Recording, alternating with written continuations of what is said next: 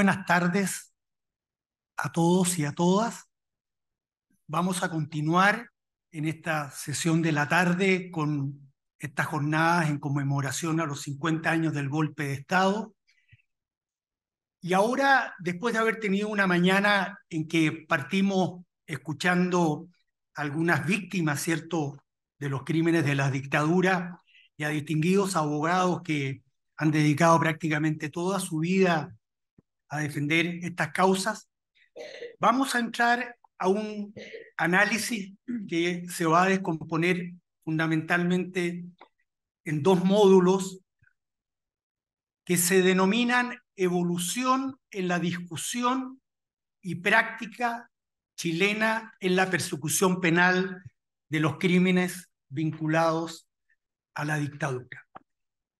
Vamos a tener dos módulos, el primero, que es este, de 3 a 4:30, y después la segunda parte va a ser de 5 a 5:30, teniendo un pequeño lapso entre medio. En esta oportunidad nos acompañan distinguidísimos profesores de esta y otras facultades, a quienes voy a presentar en la medida que le vaya tocando a cada uno la intervención, cada uno de los cuales va a tratar un tema distinto. Y la idea es que, en lo posible, ustedes limiten sus intervenciones no menos de 15, pero no más de 20 minutos cada uno, para que tengamos después una oportunidad concreta, dado que aquí vamos a hacer, esperamos, ¿cierto?, un análisis más sistemático, dogmático de las instituciones vinculadas con el tema que nos convoca, tengamos la oportunidad de poder, ustedes puedan hacer preguntas, ¿ya? Entonces, en ese entendido, vamos a comenzar. La primera exposición se denomina la calificación penal de la conducta, de las conductas, que está a cargo de nuestra directora del Departamento de Ciencias Penales de esta facultad, doña Claudia Cárdenas Aravena, que es abogada de esta universidad, pero además es doctora en Derecho por la Humboldt Universidad de Berlín. Y además de ser directora del Departamento de Ciencias Penales, bueno, la mayoría de ustedes tiene el gusto de conocerla, es profesora asociada de nuestra facultad, desempeña labores de docencia tanto en pre como en posgrado, y su investigación extensión está principalmente vinculada a lo que es el derecho penal internacional. Adicionalmente, ella ha sido directora de la Escuela de Posgrados y del Centro de Derechos Humanos de esta facultad, y exdirectora del Grupo de Estudios de Ciencias Jurídicas y Políticas de Fondesit.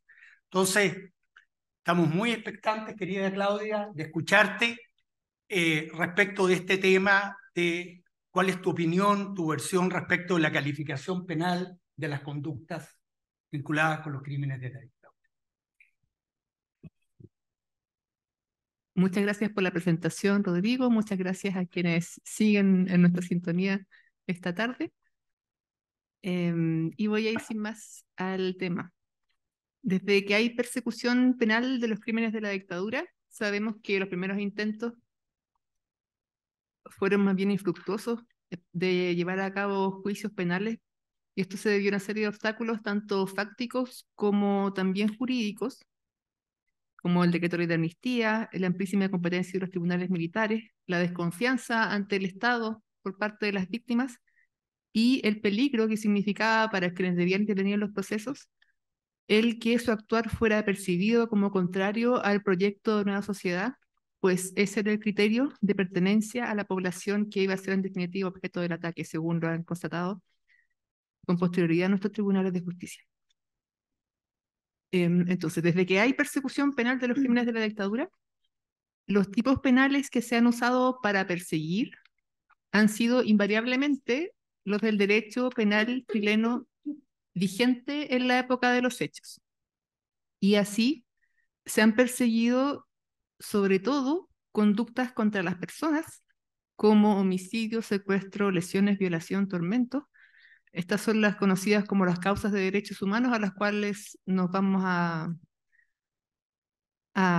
referir seguramente varios de los que estamos aquí y también se ha hecho ya durante la mañana. Y en mucho menor medida se han perseguido otras conductas, como malversación de caudales públicos y falsificación de documentos públicos. En cuanto a las clases de delitos contra las personas,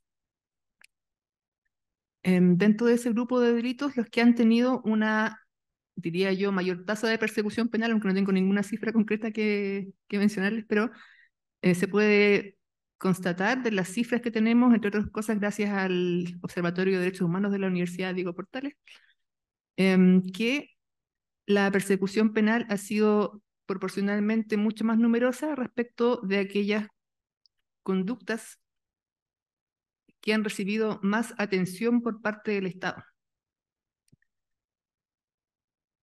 Esto quiere decir, ha sido más numerosa respecto de las desapariciones forzadas y las ejecuciones políticas.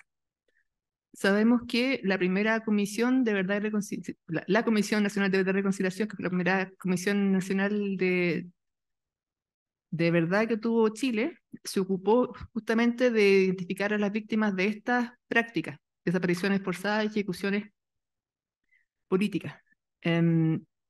Y a estas víctimas se les reconoció primero y además se puso a su disposición por parte del Estado el programa de derechos humanos, originalmente dependiente del Ministerio del Interior y actualmente dependiente del Ministerio de Justicia y Derechos Humanos.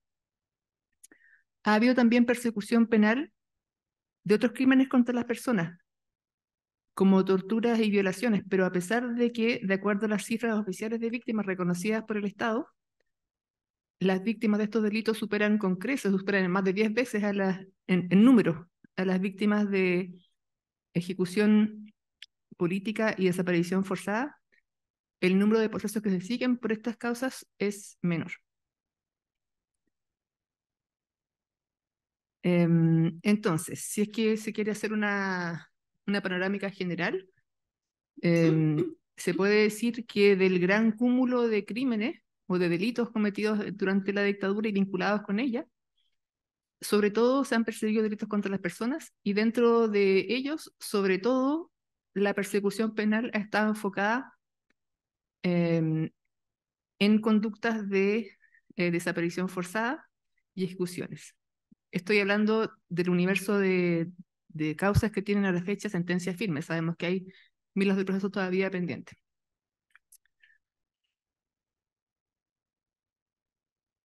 Pues bien, resulta que a esta calificación penal de las conductas de acuerdo al derecho interno, con el tiempo se fue sumando su calificación de acuerdo al derecho internacional, dando lugar a lo que hoy se conoce como la doble subsunción de los hechos.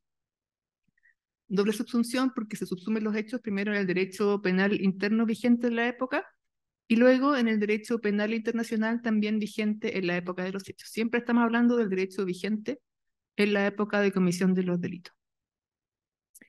Esto ha ocurrido de forma paulatina desde mediados de los 90 del siglo pasado hasta hoy. Y desde fines del año 2006 podemos encontrar una línea jurisprudencial robusta de la Corte Suprema en ese sentido, entendiendo que los crímenes que se persiguen son al mismo tiempo delitos en el derecho interno y crímenes contra el derecho internacional, en particular crímenes de lesa humanidad, también conocidos como crímenes contra la humanidad. Este desarrollo de considerar que las conductas son punibles en el derecho interno y además constituyen crímenes de acuerdo al derecho internacional ha sido de vital importancia para posibilitar una persecución de estos crímenes. Y este desarrollo se puede explicar por diversos factores que voy a mencionar a continuación. En primer lugar, un factor importante, tal vez el decisivo para buscar una respuesta más allá del ámbito del derecho interno, es que el derecho interno resultaba insuficiente para dar cuenta de la magnitud del injusto. El derecho penal interno vigente en la época de los hechos resultaba insuficiente para abordar tanto algunas formas concretas de actuación, como las desapariciones forzadas, como también resultaba insuficiente para abarcar el injusto de la fenomenología de la comisión sistemática de delitos para atacar a una población civil. Antes bien, los tipos penales que conocía nuestra legislación solo alcanzaban a prever castigo para conductas en mayor o menor medida coincidentes con el injusto cometido, pero sin considerar su contexto.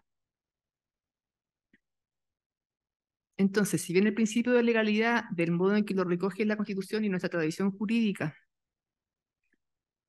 hacía forzoso aplicar ese derecho, subsumir la fenomenología de los crímenes cometidos en el contexto de la dictadura, bajo esos tipos penales resulta insuficiente, porque hace caso omiso de la importancia que el contexto tiene para medir la magnitud del injusto. A saber, si bien el homicidio en cualquier contexto es un delito grave, con consecuencias irremediables,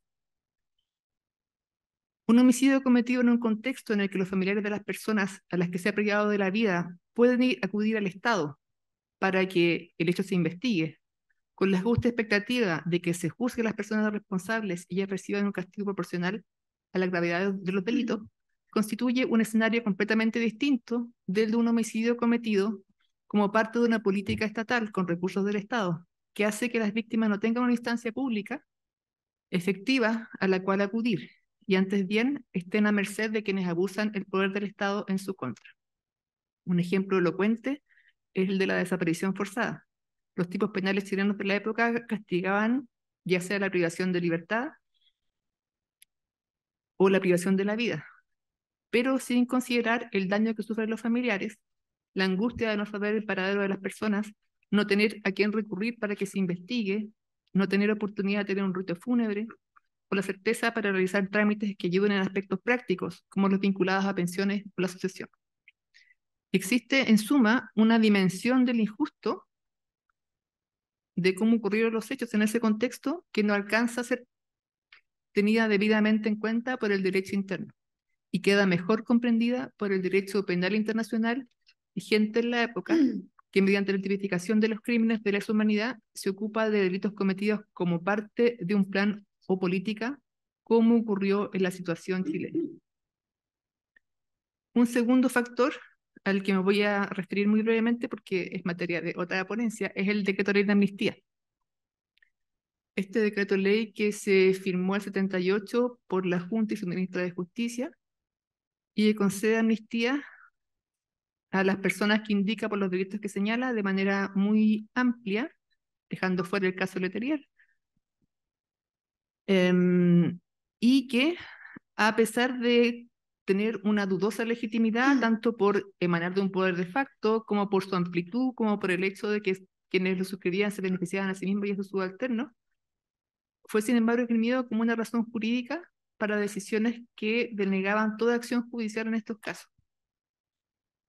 El hecho de que esto fuera así llevó a buscar argumentos jurídicos para fundar la inaplicabilidad del decreto de amnistía. Y la respuesta, según se manifestó hoy día en la mañana, se adelantó, llevó al derecho penal internacional. Un acto estatal, como es el decreto de amnistía, sin tener que entrar a elaborar acerca de su legitimidad, no es apto para extinguir la responsabilidad penal que existe por la comisión de conductas cuya punibilidad arranca del derecho internacional, que es la característica de los crímenes contra el derecho internacional. Además, en el sistema interamericano tuvimos oportunidad de tener un foro internacional para discutir acerca de la validez del decreto ley de amnistía. Y desde el fallo del caso Almonacid, Arellano y otros versus Chile, que se pronunció claramente contra la validez de este decreto de ley para crímenes de lesa humanidad, estableciendo la responsabilidad de Chile. Coincidentemente, nuestra Corte Suprema ha adoptado este mismo criterio, entendiendo que se trata de crímenes de lesa humanidad, a lo cual es lo mismo le es inaplicable el decreto de amnistía. Después, otro factor que llevó a recurrir al derecho internacional es el paso del tiempo. En situaciones en las que un régimen que avala una política de comisión de delitos se institucionaliza, suele ocurrir que pasa mucho tiempo antes de que puedan llegar a perseguirse por el mismo Estado. Esto ha pasado en distintos lugares y ha pasado también en Chile. El paso del tiempo hizo que transcurrieran los plazos de prescripción de la acción penal en un número importante de casos.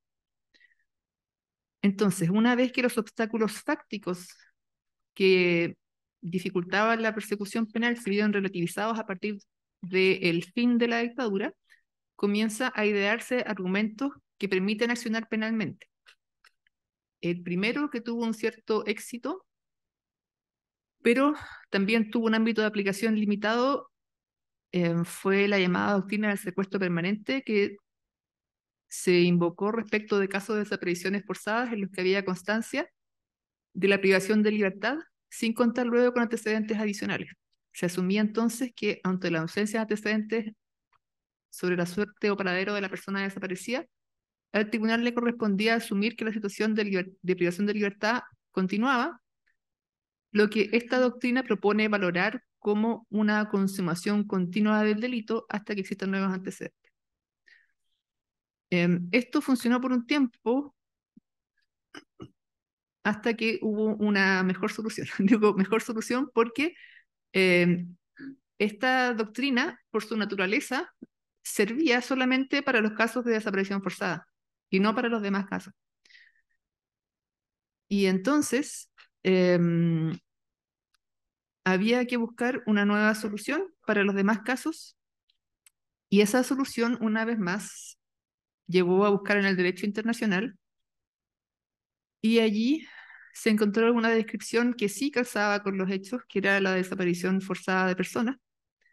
Y en el derecho internacional, a diferencia del derecho interno chileno, nunca se han fijado plazos de prescripción de la acción penal ni de la pena. Entonces tenemos una punibilidad que arranca del derecho internacional, y tenemos que en ese sistema jurídico internacional no existe la extensión de la responsabilidad penal por prescripción. Esto implica que los plazos de prescripción que pueda prever algún derecho estatal no extinguen la responsabilidad de acuerdo al derecho internacional. Existe, creo yo, todavía otro factor que es más bien fáctico de contexto, pero que mi impresión es que ha sido relevante, y es que desde el caso Pinochet se creó una conciencia de aceptación más masiva del derecho internacional como un derecho de verdad, como un derecho que permitía sustentar juicios importantes, como fue el juicio ante la Cámara de los Lores, que es un tribunal que tiene una reputación de tribunal serio e importante. Entonces, el hecho de que el Estado chileno tuviera una posición oficial de oponerse a la extradición, argumentando que se podría juzgar a Pinochet en Chile, hizo que, bueno, se empezara a buscar querellarse, etcétera, una serie de acciones judiciales, pero también hizo que fuera más aceptable en el ámbito jurídico, también en el ámbito jurídico penal, el invocar derecho internacional como fuente.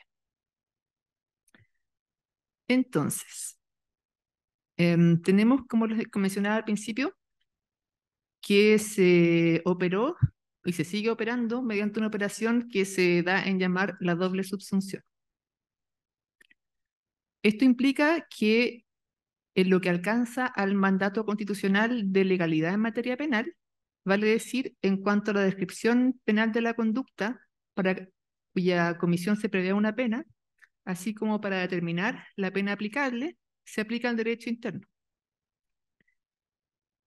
en tanto que el reconocimiento de que los hechos sean subsumibles como crímenes de lesa humanidad tiene también efectos jurídicos en ámbitos no cubiertos por el mandato constitucional de legalidad, como lo es la imprescriptibilidad o ciertas formas, ciertas reglas respecto del cumplimiento de la pena. El texto del artículo 3 bis del Decreto Ley 321 sobre libertad condicional, modificado el 18 de enero del 2019, explicita cómo la doble subsunción se ha incorporado al derecho chileno, al referirse a conductas, y aquí voy a leer textual, que la sentencia, en conformidad al derecho internacional, hubiera considerado como crímenes de lesa humanidad, cualquiera haya sido la denominación o clasificación que dichas conductas hubieran tenido al momento de la condena. O sea, aquí nuestro legislador está reconociendo que hay una práctica en la cual se califican los hechos de acuerdo al derecho interno y además esos hechos tienen una calificación de acuerdo al derecho internacional. Y adopta un régimen jurídico respecto del cual se apunta específicamente a la calificación jurídica de acuerdo al derecho internacional que sea reconocido para los hechos. Entonces, esta forma de operar ha permitido que el Estado respete, por una parte, la garantía que para la persona imputada implica el principio de legalidad y por otra que cumpla, al menos en parte de los casos, con sus obligaciones internacionales consistentes en investigar y juzgar crímenes contra el derecho internacional, que se ven reforzados en situaciones como la chilena, en la que tales conductas constituyeron también violaciones de derechos humanos.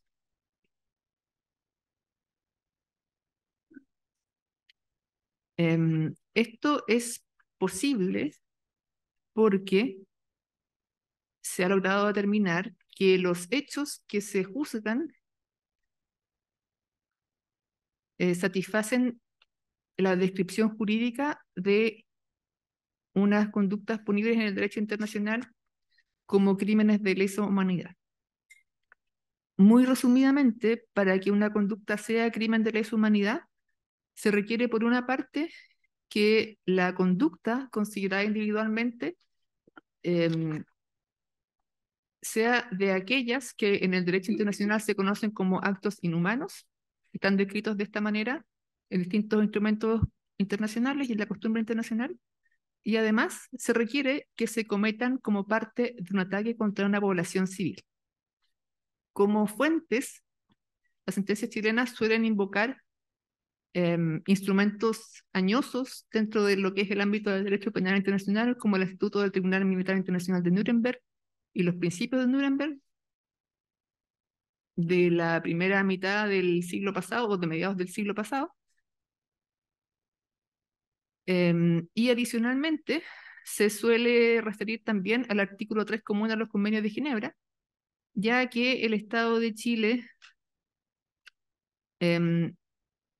en dictadura, aunque no existió un enfrentamiento armado prolongado entre grupos armados organizados, en razón de que la Junta declaró un estado de sitio, que la legislación de la época hacía equivalente a un estado de guerra, y además dictó una serie de actos asumiendo que se contaba llevando adelante un conflicto armado. Esto haría en principio aplicable al derecho internacional humanitario, y es por eso que se suele citar el artículo 3 común como una fuente relevante para la calificación de los hechos. Estoy en el tiempo, así es que para terminar simplemente quiero leer cómo en las sentencias chilenas, varias de ellas describen el ataque contra la población civil en el marco del cual se llevaron adelante estas conductas para ser calificadas como crímenes de lesa humanidad. Voy a leer el caso Martínez Vargas del año 2020, pero hay varios considerandos que son bastante parecidos.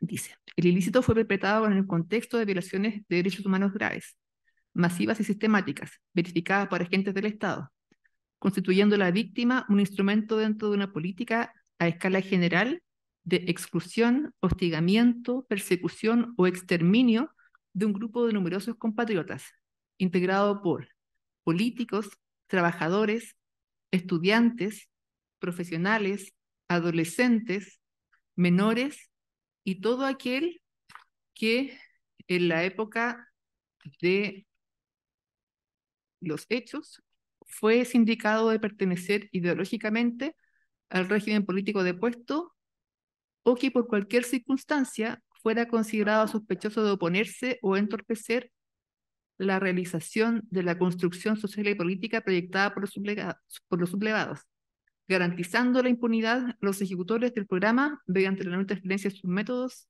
y sigue, pero no voy a seguir porque me estoy muy pasada del tiempo.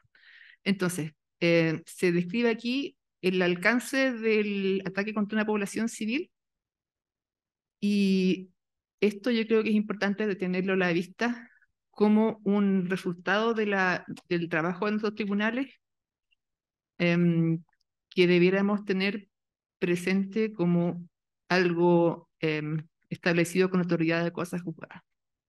Muchas gracias.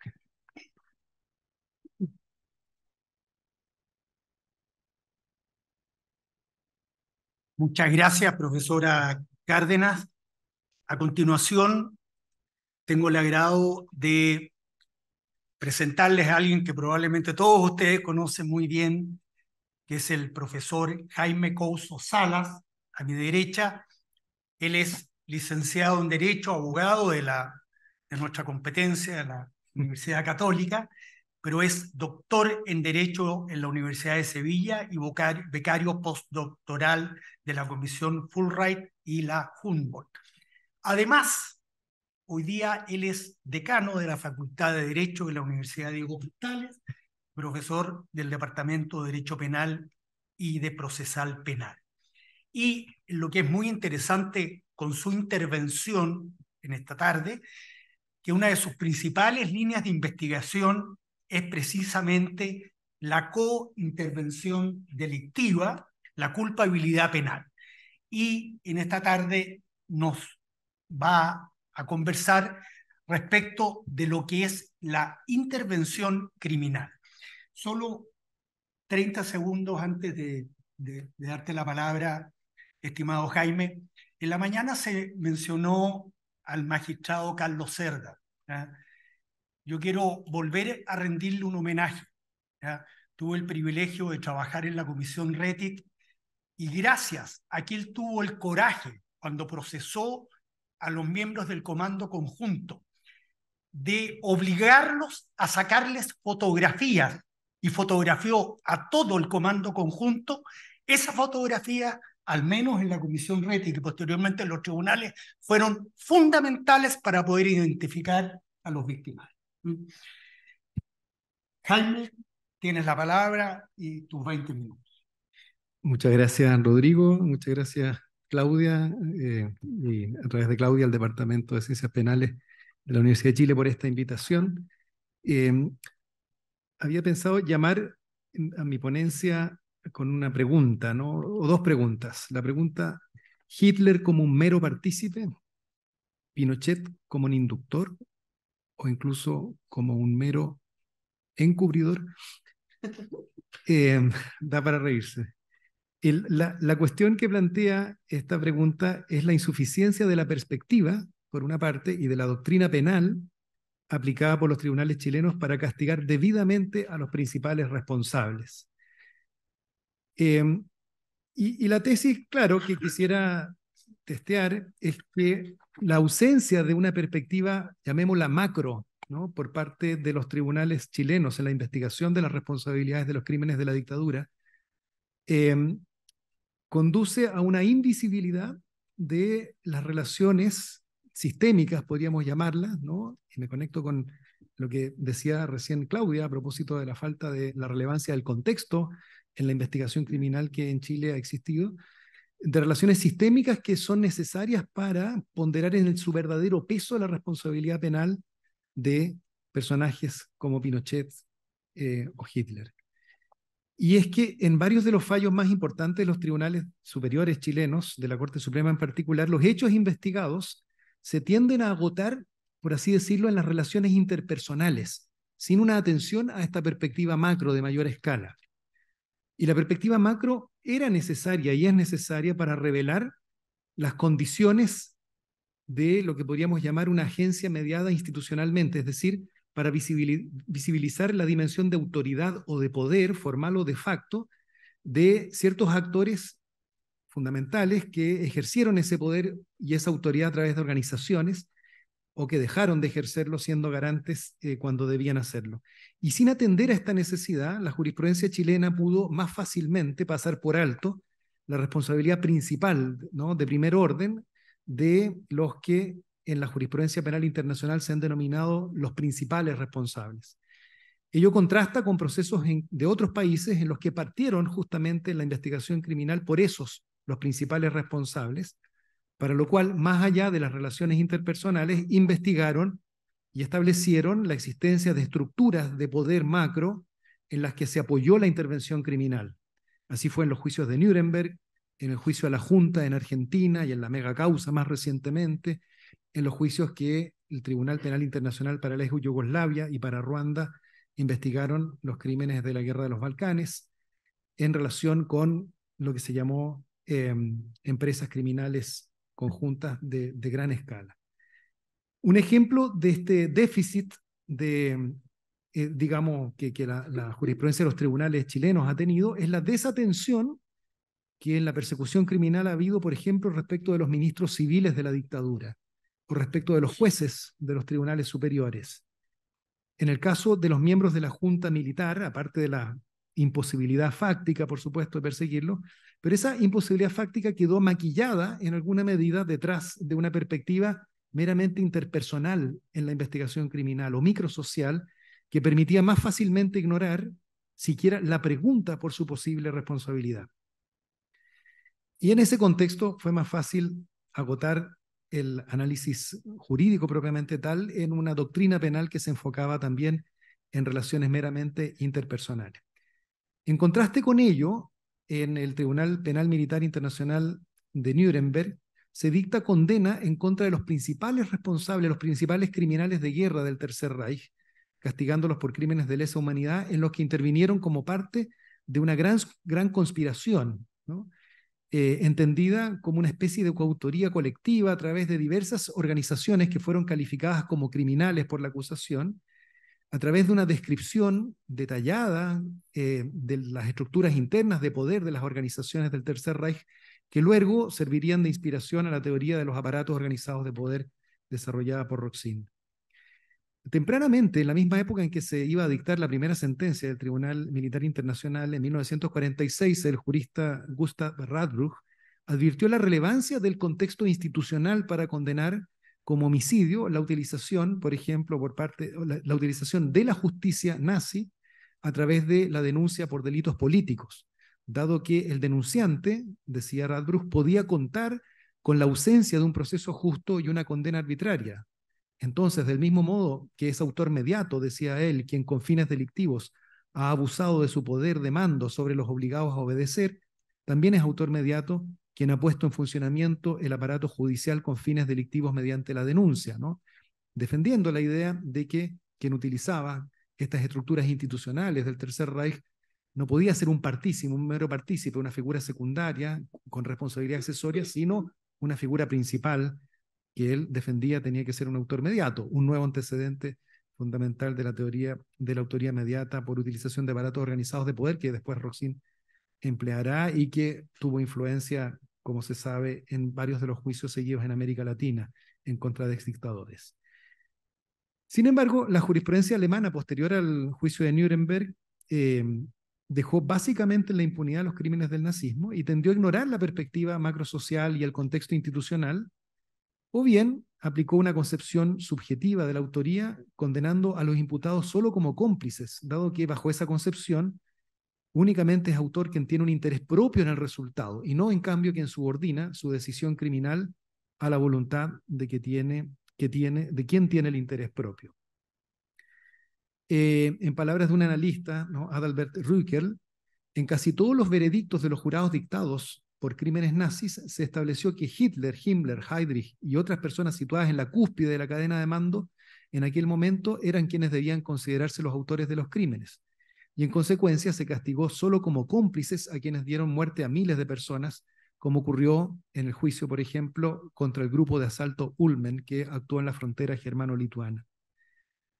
Si se rechaza, por otro lado, esta teoría subjetiva, que tiende a desconocer el carácter de autor de quienes ejecutan directamente los crímenes, y se aplica, sin embargo, una teoría objetivo formal de la autoría, es decir, únicamente a quienes directamente perpetran, ¿no?, el hecho, entonces quienes los determinaron a cometer esos hechos no aparecen como autores en general, sino más bien como inductores. En Chile, de acuerdo con la concepción dominante, si hay intermediarios entre quienes emiten las órdenes, ¿no?, y quienes ejecutan los hechos, se puede plantear la figura de la inducción en cadena, haciendo desaparecer el rango principal, ¿no?, equiparado por nuestra ley a la autoría, de quien está en la cúspide de esa cadena y que puede ser o bien considerado impune o, por ejemplo, como sugería Noboa, solamente un cómplice, ¿no? Pinochet como cómplice es el dilema. En ambos casos, es decir, ya sea en la teoría subjetiva que ignora el carácter de autor de quienes ejecutan los hechos, o en una teoría objetivo formal que solo considera autores a quienes los ejecutan directamente, el déficit se debe a, en alguna medida, una perspectiva de análisis más bien interpersonal o microsocial que pierde de vista, por una parte, la dimensión colectiva de los hechos y también la dimensión institucional de la utilización de la administración o del derecho para la comisión de crímenes de lesa humanidad. En Alemania fueron esas deficiencias las que están en la base de la doctrina que Roxin desarrolló, que califica autor a quien domina el hecho a través de un aparato organizado de poder, sin negar la autoría de los ejecutores directos, ¿no?, la teoría del autor detrás del autor. Esa doctrina se apoya en alguna medida en la metodología que tuvo el Tribunal Militar Internacional, el fiscal Jackson, al identificar las características estructurales de las organizaciones que fueron declaradas criminales, y a partir de las cuales se pudo argumentar que la pertenencia a ellas calificaba como una especie de coautoría en los crímenes perpetrados por miembros de esas organizaciones.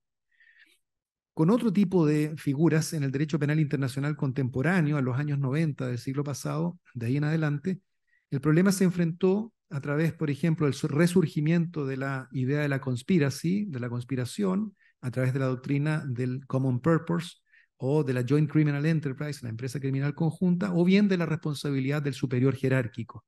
Y más recientemente, con la recepción de la doctrina de Roxin, conocida como indirect co-perpetration y su variante, la indirect co-perpetration, en la doctrina aplicada por el Tribunal Penal Internacional.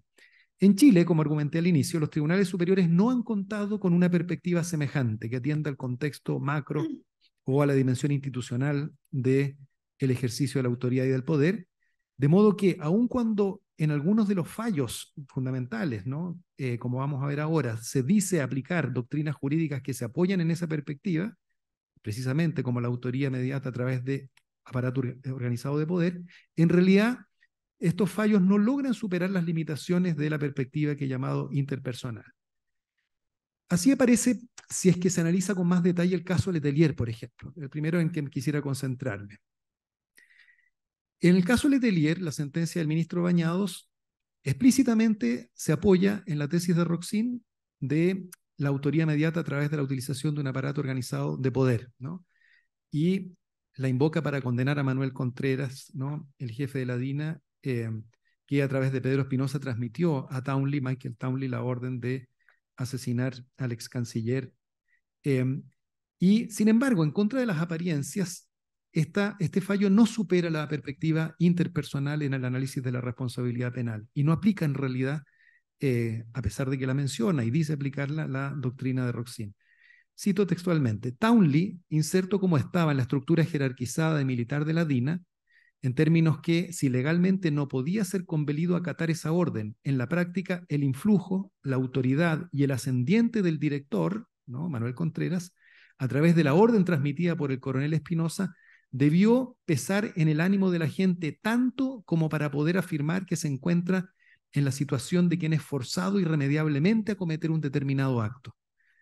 El influjo, la autoridad y el ascendiente del director, Manuel Contreras, a través de la orden transmitida por el coronel Espinosa, debió gravitar sin contrapeso en el ánimo de la gente de facto como para poder afirmar que se encuentra en la situación de quien es forzado irremediablemente a cometer un acto determinado.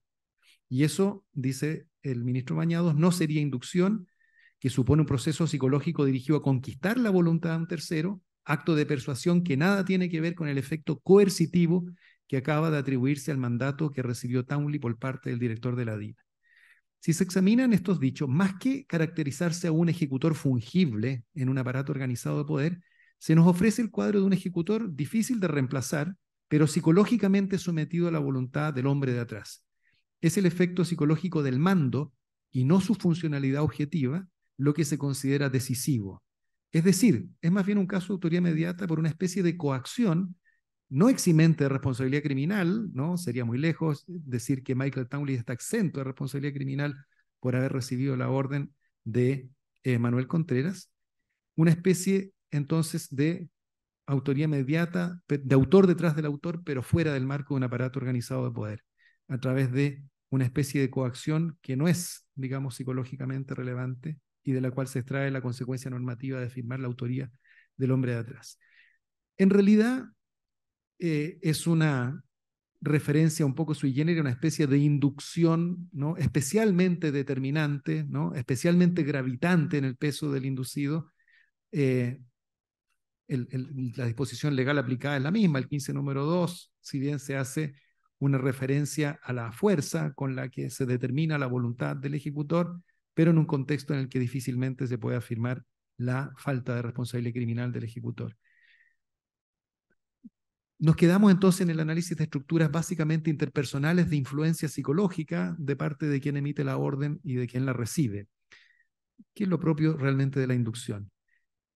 Si es que Pinochet hubiera aparecido en este cuadro, con este tipo de análisis, en un fallo que por supuesto, en un caso que no pudo procesarlo, bueno, Pinochet probablemente habría sido a lo más inductor de coautores y con un análisis un poco más estricto que no reconociera una autoría inmediata, ¿no? Por una coacción que no exime de responsabilidad criminal, un inductor de los inductores, ¿no?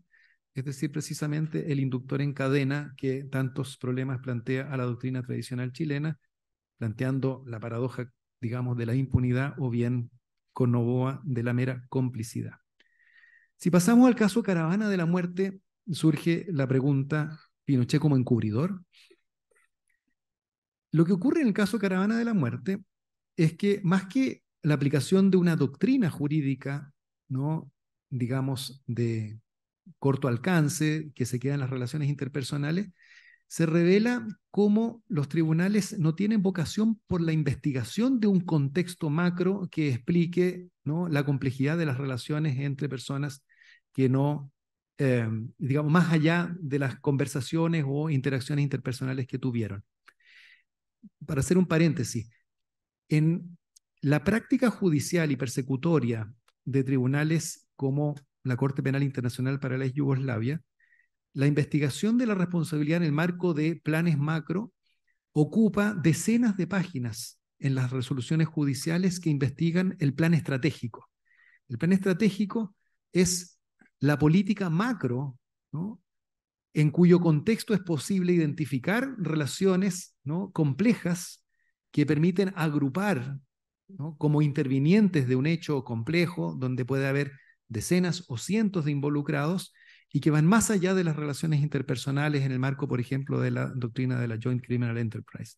Decenas de páginas de análisis de esa estrategia, de ese plan, que en el caso de la dictadura chilena nunca fueron investigadas y que podrían haberse enmarcado en el estudio de la política de exterminar el cáncer marxista o de producir en los primeros meses de la dictadura, ¿no? La desaparición de cualquier vestigio de resistencia, como un plan complejo que involucraba a cientos de personas en distintas ciudades de Chile, y la Caravana de la Muerte podría haber sido investigada como un dispositivo fundamental de esa política. Eso no aparece en las investigaciones criminales, y el desafuero, por ejemplo, en el caso Pinochet, por Caravana de la Muerte, describe los hechos ignorando a tal grado la dimensión sistémica o colectiva que deja abierta la puerta para negar no solo la autoría mediata o coautoría de Pinochet, sino incluso su participación por hechos anteriores o simultáneos como inductor o cómplice, haciéndolo responder eventualmente, la puerta queda abierta solo como inductor.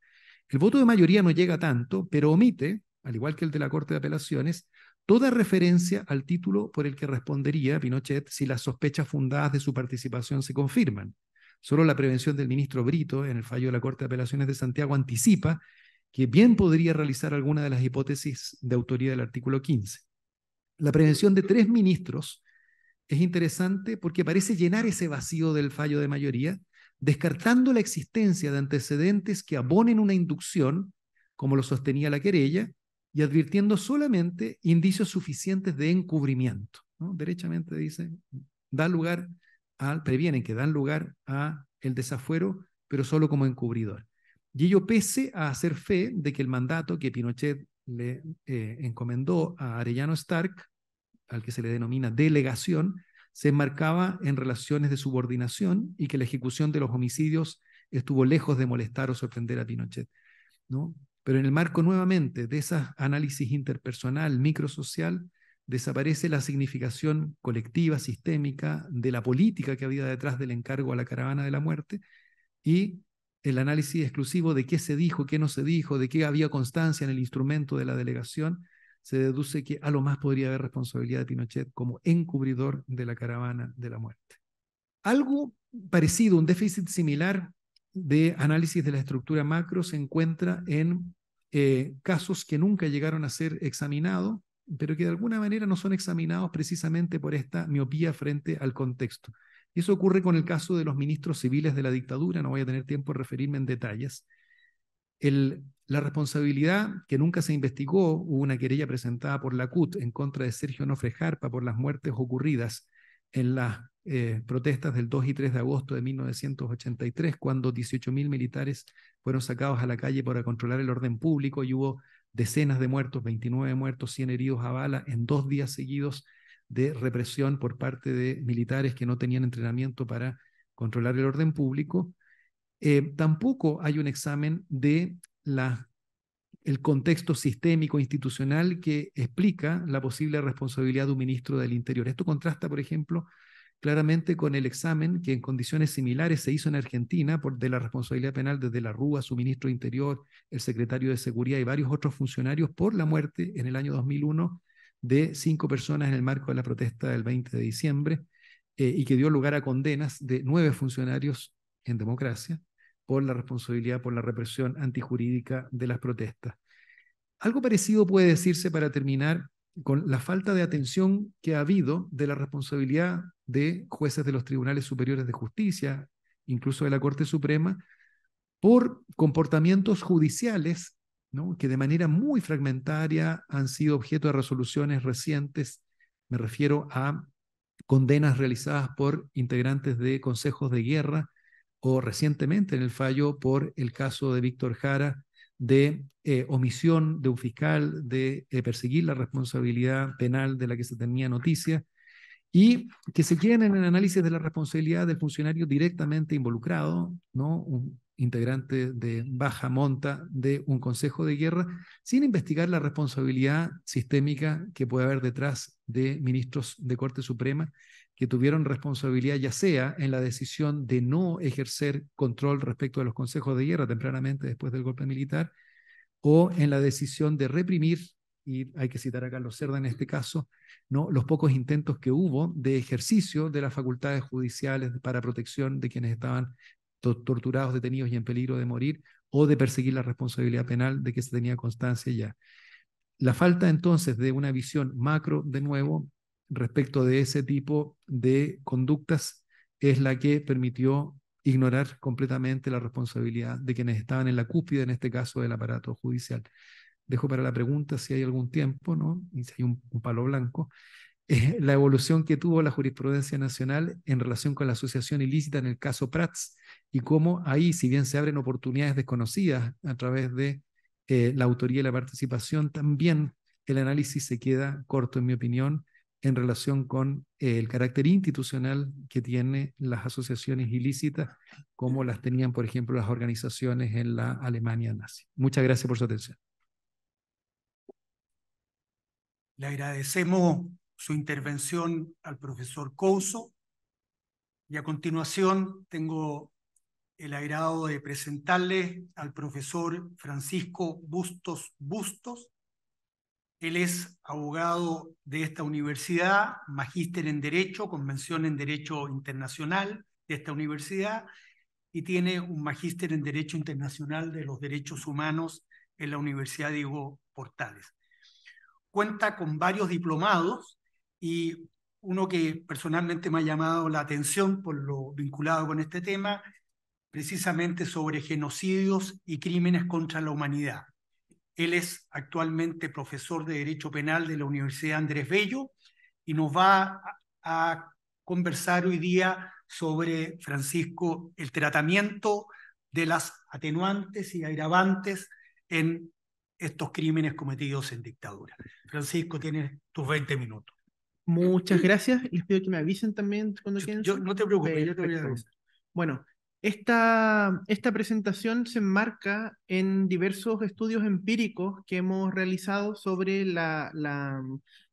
una pregunta más fundamental referida a la determinación, individualización judicial de las penas. Pero no voy a meterme tanto en eso porque es el tema de la otra ponencia, pero sí me gustaría hacer algunos comentarios previos.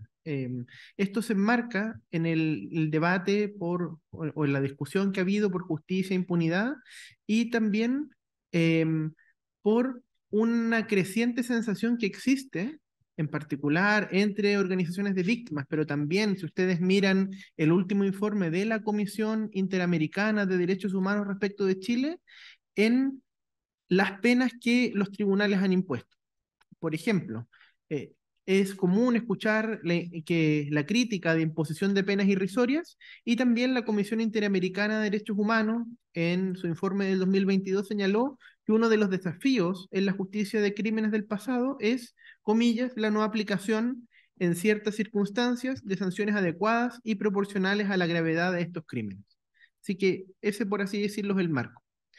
Yo voy a comenzar señalando que se pueden distinguir, al menos para fines heurísticos, 3 etapas en la persecución penal en Chile y que tienen obviamente diferenciación en cuanto a la aplicación de estas modificatorias, y luego voy a revisar 3 casos, que son la falta casi absoluta en la aplicación de agravantes, prácticamente el 1 o 2% de las causas, la concesión graciosa de ciertas agravantes, en particular la irreprochable conducta anterior, en algunos casos medio centenar, a personajes como Manuel Contreras, Miguel Krasno, y también voy a mencionar algo que me parece más correcto, lo relativo a el rechazo de las atenuantes por la obediencia jerárquica u obediencia debida.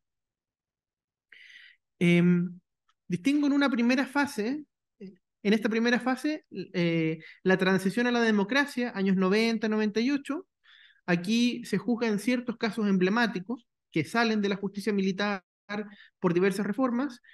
Aquí uno puede notar lo que llamaría una aplicación normal de agravantes y atenuantes. Si uno ve las sentencias del ministro Juica, en el caso de Gollado, en la sentencia del ministro Sergio Muñoz, en el caso de Tucapel Jiménez, ellos analizan diversas modificatorias, revisan diversas atenuantes, diversas agravantes, como cualquier sentencia que uno vería hoy día. Esto marca un contraste con los fallos de los últimos 15, 20 años. Aquí también, en fin, contamos con los informes de las comisiones de verdad, la comisión Rettig, que si bien, desde luego, no se traducen inmediatamente en un esfuerzo de verdad, sí el presidente Elwin toma una medida que es muy importante, que es entregar estos informes al naciente Departamento Quinto de la Policía de Investigaciones, que sería la posterior Brigada de Derechos Humanos, y ellos los utilizan en las investigaciones. Es decir, la policía empieza a hacer inteligencia con esta información mucho antes de que sea posible investigar. Pascal Bonnefoy, periodista de investigación, en su libro Cazar al Cazador, califica esto como un gol de media cancha, ¿sí? Es decir, para los que no son muy dados al fútbol, esto es algo muy bueno. Hay una siguiente etapa donde confluye la detención de Pinochet en Londres y otros 2 hitos. En primer lugar, la primera querella interpuesta por Gladys Marín el 20 de enero, para en el fondo evitar a este Pinochet que iba a ser senador designado.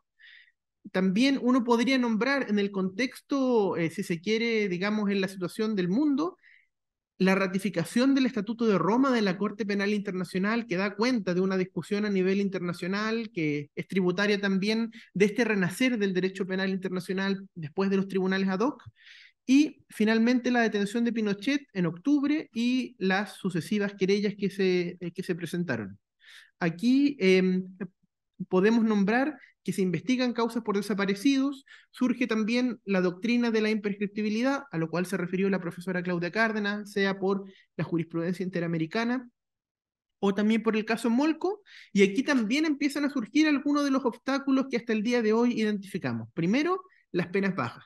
En primer lugar, me remito aquí, le he dicho por el ministro Milton Huica, también lo ha expresado en su momento Jean-Pierre Matus, de esta solución de compromiso, de condenamos pero con penas bajas. Hay una nula discusión en cuanto a lo que son agravantes y atenuantes, y surge aquí también, en el caso Rivera Matus, la doctrina de la prescripción gradual. Esto se va a encargar la profesora Mirna Villegas, por lo tanto yo solo lo voy a mencionar, pero desde ya yo también creo que no puede proceder en ningún tipo de discusión seria. Y una tercera fase que viene también donde confluyen varios hitos. Esta fase no tiene un año, como la otra es el 98, sino que uno la podría ubicar, su génesis, entre 2009 a 2011, y donde confluyen la campaña Impunidad Jamás de la agrupación de familiares de diputados políticos, donde toman los informes de verdad y dicen, presentemos una querella por cada víctima. No se puede, no hay gente, hagámoslo, busquemos voluntarios, van a llegar. Luego también la ley 20.405, que crea el INDH, y en su normativa transitoria le entrega competencia al programa de derechos humanos para presentar querellas.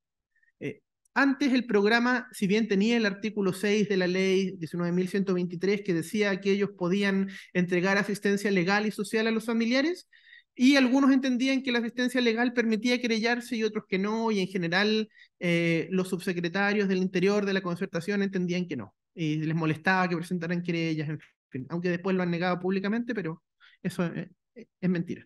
Y también las investigaciones de oficio abiertas por la fiscal judicial de la Corte de Apelaciones, doña Beatriz Pedrals, que también permitieron que ingresaran muchas causas a ser investigadas. Y el caudal de estas causas son las que se investigan hasta el día de hoy.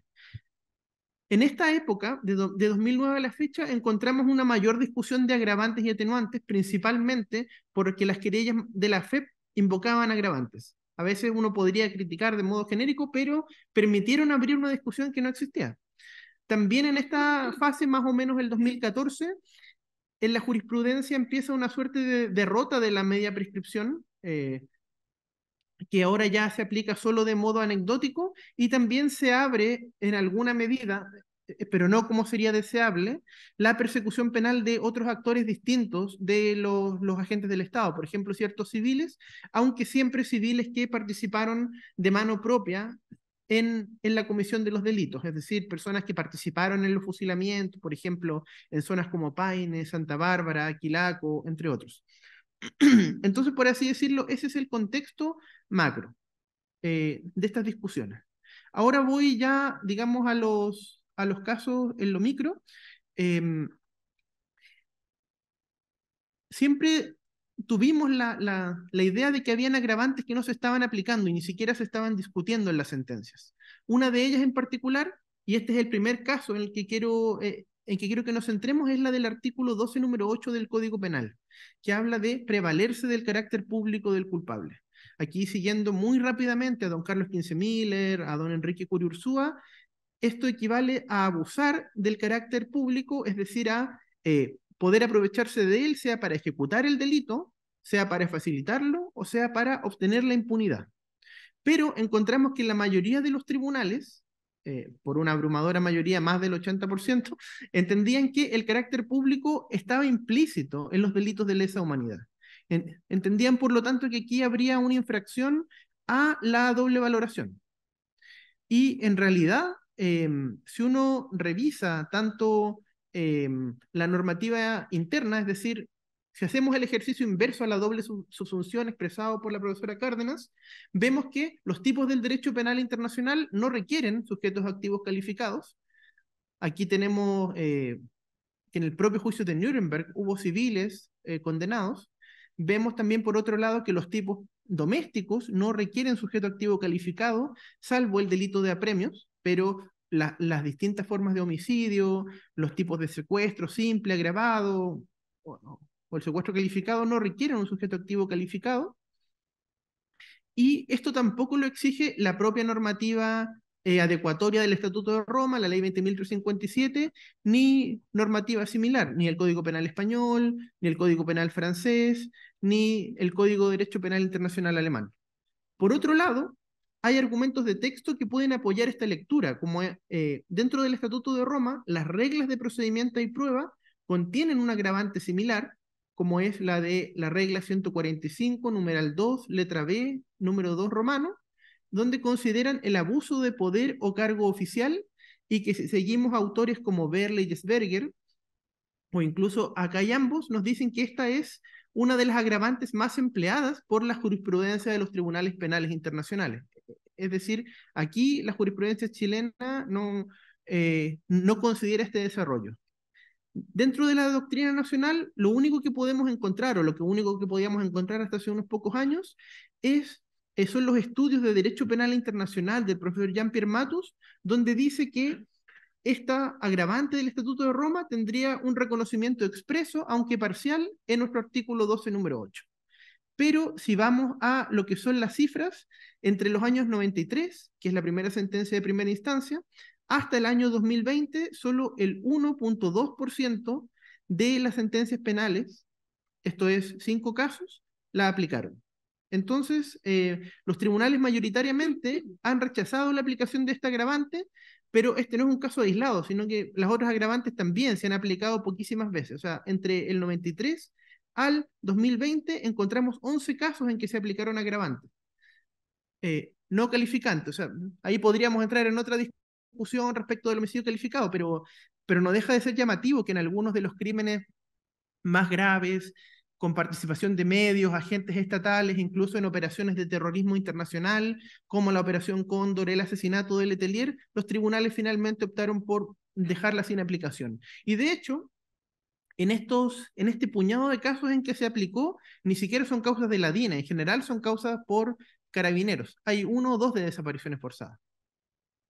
No les diré más porque creo que tengo el tiempo en contra, pero además, y aquí paso un aviso económico, muy pronto va a salir publicado un libro sobre esta materia de mi autoría, así que ahí podrán conocer en más detalle los argumentos, ¿sí? Un aviso, desde luego.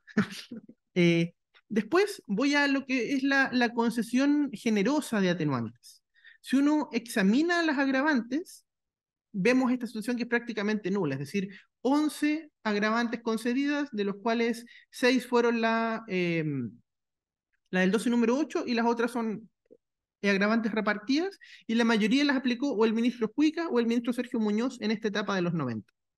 Entonces, el contraste con las agravantes es evidente. Desde luego que las defensas siempre han invocado toda suerte de atenuantes, eso no tiene ninguna novedad, y de hecho es lo que se espera de una defensa con mínima diligencia, pero sí aquí podemos ver lo que en algún momento en el libro Terror, Pena y Amnistía, el profesor Juan Pablo Mañalich llama como esta trivialización que hace el derecho. O sea, cuando tenemos que entrar a discutir 50 veces sobre la irreprochable conducta anterior de Pedro Espinosa, aquí parece de verdad que alguien nos está tomando el pelo y casi que es una pérdida de tiempo discutir esto, pero la verdad es que es algo que tenemos que entrar a discutir.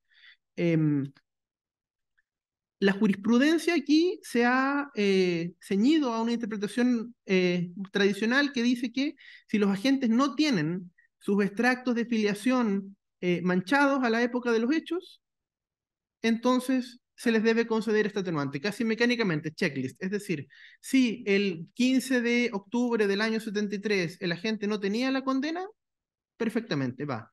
Ahora, a nosotros nos llama particularmente la atención porque el motivo, la razón por la cual existe este extracto de antecedentes impoluto es precisamente por las circunstancias de impunidad de la dictadura. Y esto parece más extraño porque los mismos tribunales que han entendido que estas condiciones de impunidad son las que hacen inaplicable la prescripción, los que hacen inaplicable la amnistía y los que han permitido también extender la reparación y han desechado otro tipo de defensas, aquí no hacen ese mismo ejercicio. Es decir, son tribunales que son capaces y han sido capaces de hacer el razonamiento del contexto de impunidad, pero aquí se han limitado a digamos, a una lectura una lectura superficial, se diría. Existen algunas excepciones, por ejemplo, el ministro Miguel Vázquez Plaza en casos referidos a la CNI, en los cuales ha dicho que no basta simplemente el hecho de no tener condena, y ha señalado que hay agentes que está comprobado que participaron en la CNI, o también había algunas sentencias de primera instancia, por ejemplo, el episodio Villa Grimaldi principal, donde el ministro Llanos no le reconoció la irreprochable conducta anterior a Manuel Contreras en 2014. Pero son una minoría de fallos, y se trata además de personas que comprobadamente cometieron crímenes en el tiempo intermedio y además tienen condenas firmes por esas condenas de años anteriores. Y un último ejemplo, porque ya veo que me está quedando menos tiempo, es lo referido a las defensas basadas en el cumplimiento de órdenes, que también es algo que tradicionalmente asociamos con el derecho penal internacional. Algunos incluso le llaman la Nuremberg Defense, la defensa de Nuremberg. Y acá las fuentes de derecho que nosotros encontramos y que se pueden aplicar son los principios de Nuremberg, es también la normativa del Estatuto de Roma. Algunos tribunales a veces la han invocado para rechazar estas defensas, y en general lo que podemos decir brevemente aquí, ya pasando un poco a la conclusión, es que los tribunales chilenos han rechazado el efecto de el obedecer órdenes como eximente, y en algunos casos han acogido aquellas del artículo 211 o del 214, inciso segundo, o del 411, inciso segundo del Código de Justicia Militar. Y esto, hasta el año 2021, sumaba 11 casos, lo que nos parece ser armónico con el derecho penal internacional, es decir, el entender que la obediencia es una situación excepcional y que hay que realizar diversos tests, sea si tenían posibilidad moral de opción, o sea si es que la conducta no era manifiestamente ilícita. Pero también, cuando analizamos cuáles son estos 11 casos, nos encontramos con situaciones preocupantes y que más bien contravienen también la normativa. Por ejemplo, de estos 11 casos, yo hubiera pensado que se tenderían a favorecer a conscriptos, a personas que estaban, por ejemplo, resguardando un toque de queda, digamos que participaron en un delito únicamente y que en realidad podrían más plausiblemente estar cubiertos por la obediencia de órdenes. Pero en estos 7 casos, perdón, en estos 11 casos, 7 son de agentes de la DINA, de la CNI o de la Inteligencia Naval, y 2 son de la Caravana de la Muerte, y solo los 2 casos restantes pertenecen a conscriptos o agentes de muy baja graduación. Les voy a dar los datos de estas causas. En general,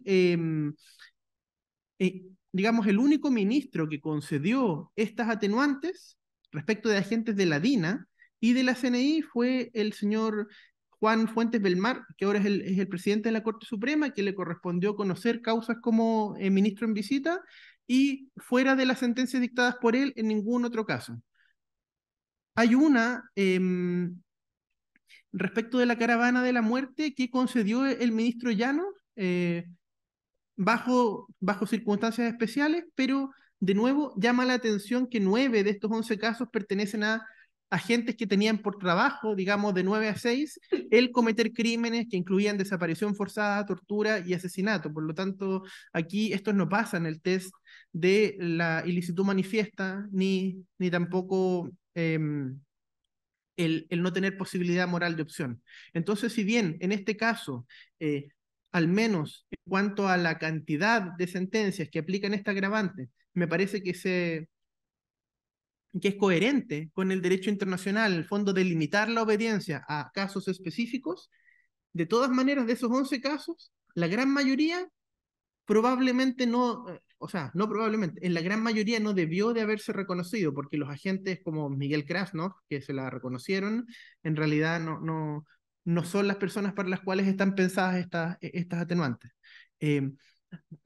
Para terminar, me gustaría señalar también que todas estas líneas jurisprudenciales, insisto, están más o menos bien definidas, y si alguien necesita el dato concreto de alguna sentencia, de alguna causa, y se le puedo dar. Por ejemplo, respecto del rechazo del artículo 12, número 8, uno podría citar el caso Woodward, Respecto de la obediencia debida, últimamente podemos citar 2 casos, el de Caravana de la Muerte Valdivia o también el episodio Puente Bulnes. Así que eso simplemente para cerrar y bueno, gracias por la invitación y me gusta ver cómo mi alma mater organiza este tipo de seminarios y desde ya estoy muy contento de poder compartir panel con la profe Cárdenas, que es mi mentora, la profe Mirna y con el profesor Couso. Así que eso, estoy muy contento de aquí.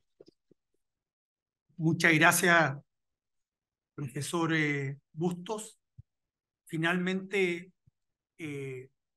tengo el agrado de referirme a nuestra última panelista, doña Mirna Villegas Díaz. Ella es abogada de esta Facultad de Derecho.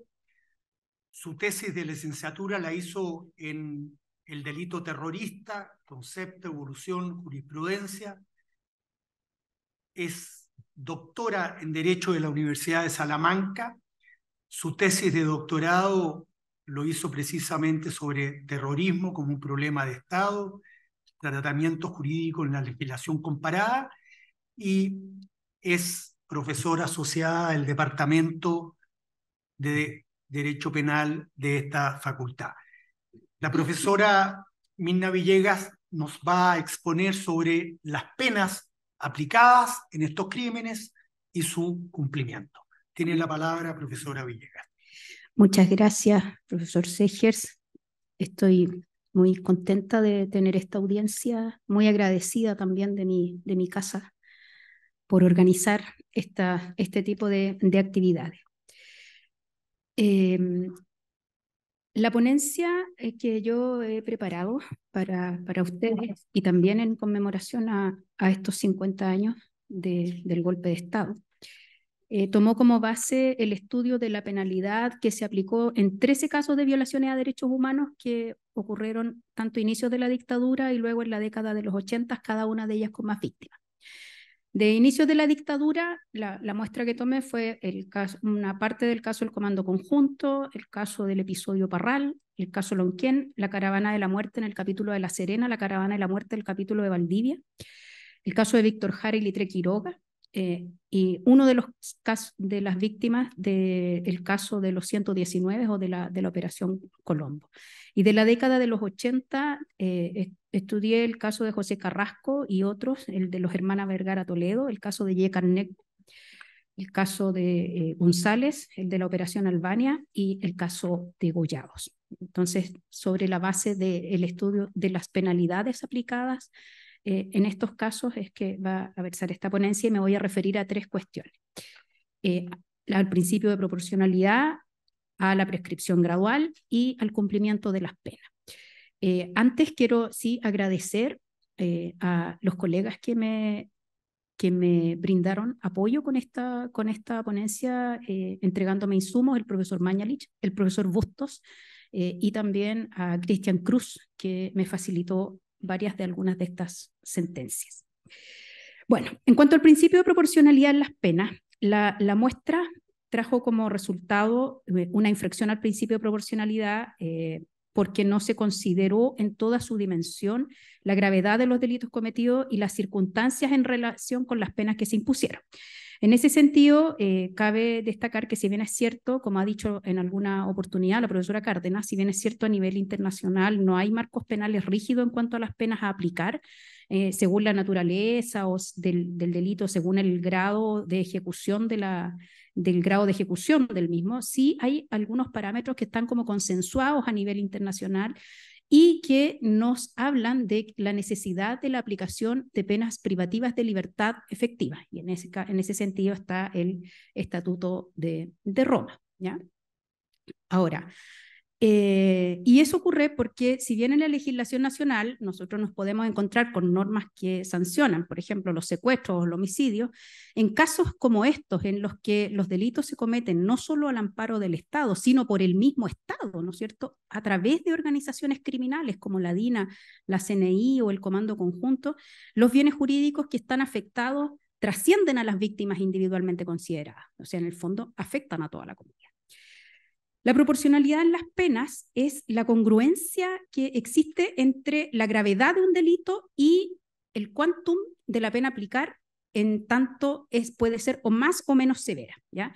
Y esto dice relación no solo en cuanto a la sanción a aplicar en abstracto en cada tipo penal, sino que también al momento de asignar la pena en concreto por un hecho cometido, ¿ya? Y esa proporcionalidad puede ser afectada tanto en cuanto a lo que dice relación con el condenado, caso en el cual, cito a Mañalich, nos encontramos frente a una desproporción por exceso, como desde el punto de vista de la obligación que tiene el Estado de castigar con cierta severidad determinadas conductas. Cuando eso no ocurre, dice Mañalich, podemos estar frente a una desproporción por defecto que es constitutiva de impunidad. Y esa impunidad puede ser absoluta o relativa, ¿ya? Habrá impunidad absoluta cuando en aquellas situaciones en las que una persona no resulta penada debiendo ser, ¿cierto? Caso de las amnistías, por ejemplo. Una impunidad relativa es aquella en la que una persona no es penada en forma adecuada según la gravedad del delito que ha cometido. La Corte Interamericana de Derechos Humanos, en el caso de la masacre de La Rochela versus Colombia, dijo que la ponderación de la proporcionalidad en los casos de crímenes graves como los de lesa humanidad, no solo hay que hacerla considerando que esta proporcionalidad es una garantía que asiste a todo imputado, ¿no? Sino que también debe hacerse considerando que se trata también de un derecho de la víctima de graves violaciones a derechos humanos. Por lo tanto, es incompatible con la Convención Americana de Derechos Humanos, cito textual la Corte, la imposición de penas ínfimas o ilusorias o que puedan significar una mera apariencia de justicia. De los casos que revisé, observo que en general las penas aplicadas son las que corresponden a estos delitos como si de delitos comunes se tratara, como si se fuera un caso común, ¿ya? Incluyendo la aplicación de penas sustitutivas como la libertad vigilada y la remisión condicional. Las penas, salvo excepciones, son bajas, considerando que fueran todas ellas ejecutadas en el marco de organizaciones criminales, ¿ya? De una organización criminal que operó al amparo del Estado y que tenía como una estrategia, ¿no? y una táctica diseñada para poder cometer crímenes de lesa humanidad.